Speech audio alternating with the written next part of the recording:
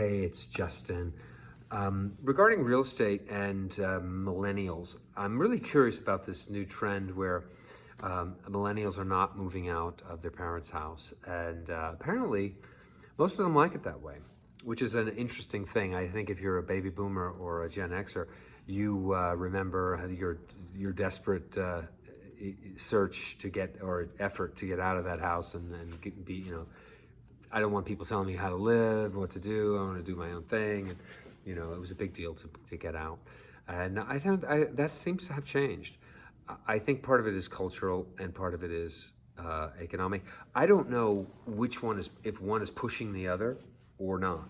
I don't know if they're really totally independent things, but there are two forces there. There's the fact that millennials don't seem to want to move out, or they don't have the urgency that previous generations had. And the obvious thing that it's harder for them. Their income relative to rent is, on average, is makes it much harder for them. They're just not making as much when you compare it to what people expect to get for a rental or even to purchase a home.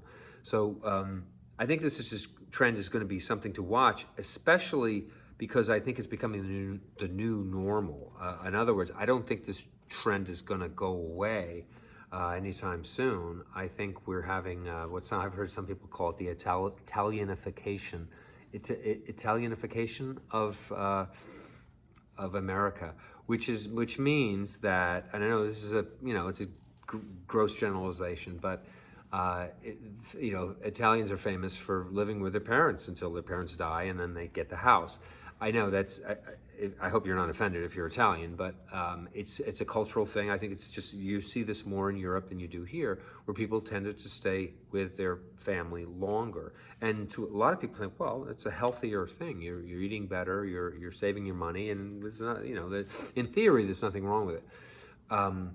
Americans have not liked that for a long time, but now they're getting used to it. And I'm really curious as to why, and how much of it is just economics, and how much of it is just cultural shifts where they're not rebelling against their parents. Again, and regarding selling, this is a real estate channel, right? Regarding whether or not to sell your house or sell your rental property, I think this is one of the things you really have to look at, because if this is going to be a permanent thing in the United States, or a trend that goes on for a long time, because I think it's going to be a cultural norm where it wasn't before. Now, when I was a kid, you were a loser if you lived with your parents.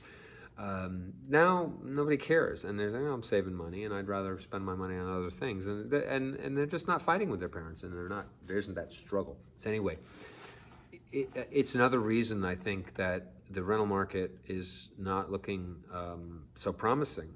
And everyone thought the rents were just going to go up and people were just going to have to deal with it. Well, they're just going to live with their parents.